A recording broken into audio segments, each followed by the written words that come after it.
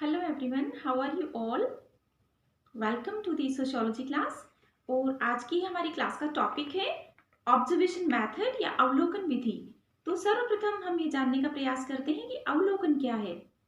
तो देखिए स्टूडेंट्स, अवलोकन का तात्पर्य है साइंटिफिक दृष्टिकोण के साथ नेत्रों द्वारा अध्ययन की जाने वाली घटना के कारण परिणाम संबंधों को समझना, उसे हम अवलोकन कहते हैं। और कहा जाता है कि समस्त विज्ञानों की शुरुआत अवलोकन से ही होती है। यही कारण है कि आप देख लीजिए, न्यूटन ने एप्पल को ऊपर से नीचे गिरते हुए ऑब्जर्व किया और अपनी ऑब्जर्वेशन के आधार पर उन्होंने गुरुत्वाकर्षण का नियम दिया। इसी प्रकार से अन्य लोगों ने भी ऑब्जर्वेशन के माध्यम से बहुत ही महत्वपूर्ण स्टडीज की है, जिसमें हम जॉन हॉवर्ड का कैदियों पर किया गया अध्ययन की बात कर सकते हैं। लिपले ने जो श्रमिकों का अध्ययन किया उसकी बात कर सकते हैं।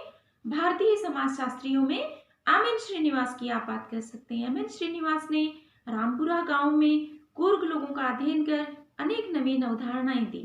और social change in modern India, आधुनिक भारत में सामाजिक परिवर्तन नामक पुस्तक की उन्होंने रचना की। अन्य भी कई पुस्तकें लिखी उन्होंने, रिमेम्बर्ड विलेज एक्सेट्रा, जो कि उनके ऑब्जर्वेशन और फील्ड स्टडीज के आधार पर है।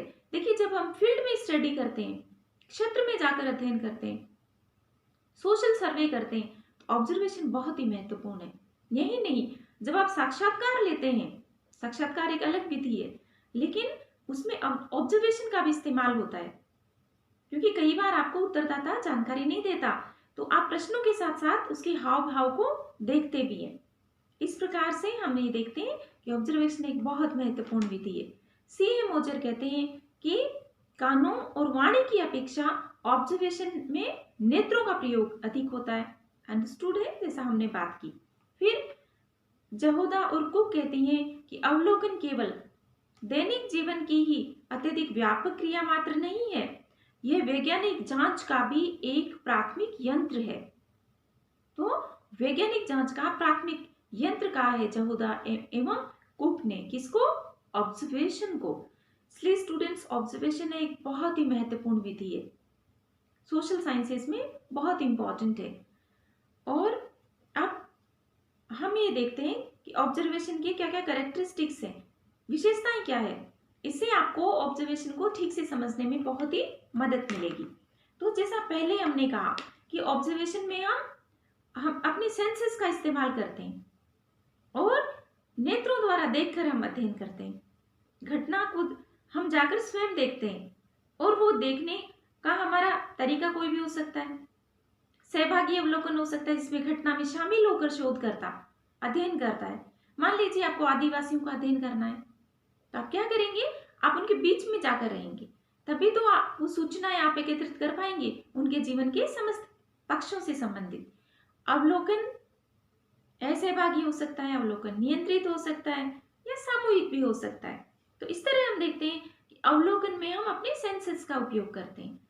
नेक्स्ट अवलोकन है, उसके अंतर्गत हम प्राथमिक तथ्यों का संकलन करते हैं। देखिए, क्योंकि हम फील्ड में स्वयं जाते हैं, तो हम पहली बार सामग्री को एकत्रित करते हैं, पहली बार हम स्वयं तथ्य, शोधकर्ता स्वयं एकत्रित करता है, तो इसमें प्राथमिक तथ्यों का संकलन करते हैं। फिर अवलोकन के माध्यम से हमें अत्यंत सूक्ष्म, गहन और उद्देश्यपूर्ण सूचनाएं मिलती है। आप बहुत सूक्ष्म सूचनाओं को भी अवलोकन के माध्यम से, क्योंकि आप स्वयं देख रहे होते हैं, तो आप छोटी छोटी बातों को ऑब्जर्व कर सकते हैं, जो कई बार आपको उत्तरदाता बताता नहीं है, लेकिन ऑब्जर्वेशन में आप देखकर नई जानकारी हासिल कर सकते हैं। फिर देखिए, अवलोकन में हम कारण परिणाम संबंधों का अध्ययन करते हैं, कॉज इफेक्ट रिलेशनशिप का, कि किसी घटना के पीछे क्या कारण है, ऑब्जर्वेशन से पता किया जा सकता है। फिर ऑब्जर्वेशन है या अवलोकन है, वह व्यवहारिक विधि है, प्रैक्टिकल है, अनुभविक भी है, वह इंपेरिकल भी है। क्यों है? क्योंकि आप स्वयं इसका इस्तेमाल करते हैं डेटा एकत्रित करने में। आप तो ये नेचुरली है, अनुभविक हो गई, और ये प्रैक्टिकल भी है। ऐसा नहीं है कि आप क्वेश्चनर के जैसे नहीं है, मतलब प्रश्नावली की जैसे कि आपने डाक से भेज दिया या इंटरनेट से भेज दिया, नहीं। ये आपको स्वयं जाकर देखना होता है किसी भी घटना को जिसका आप अध्ययन कर रहे हैं। तो ये प्रैक्टिकल है नेचर में। फिर जो अन्य विशेषता है वो ये है कि निरपेक्ष है अर्थात इम्पार्शियल है। लेकिन देखिए स्टूडेंट्स, कई बार ये पार्शियल भी हो जाती है। अगर शोधकर्ता का लगाव है शोध करने वाले लोगों से तो उसका ऑब्जर्वेशन है वो उतना वैज्ञानिक नहीं रहेगा, ऑब्जेक्टिव नहीं रहेगा, मतलब वस्तुनिष्ठता नहीं रहेगी। फिर अवलोकन से हम प्रत्येक रूप से अध्ययन करते हैं, मतलब शोध प्रघटना के संपर्क में हम स्वयं आते हैं, इसलिए डायरेक्ट स्टडी है। तो अभी हमने देखा अवलोकन क्या है और फिर हमने ये देखा कि अवलोकन की क्या विशेषताएं हैं।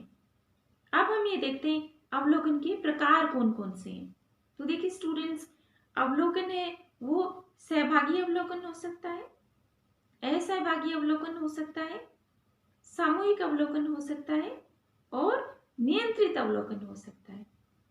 अब नियंत्रित अवलोकन है उसमें कई बार शोधकर्ता है वो अध्ययन की जाने वाली घटना पर नियंत्रण रखता है और कई बार वह शोधकर्ता पर नियंत्रण करने का भी प्रयास किया जाता है ताकि शोधकर्ता है वो बायस्ड ना हो और साइंटिफिक पर्सपेक्टिव से, वैज्ञानिक दृष्टिकोण से अध्ययन कर पाए। तो आई होप आपको अवलोकन मेथड समझ में आया होगा। नेक्स्ट क्लास में हम ये बात करेंगे कि अवलोकन के प्रकार कौन कौन से हैं। So till then, take care and bye bye. See you in the next class.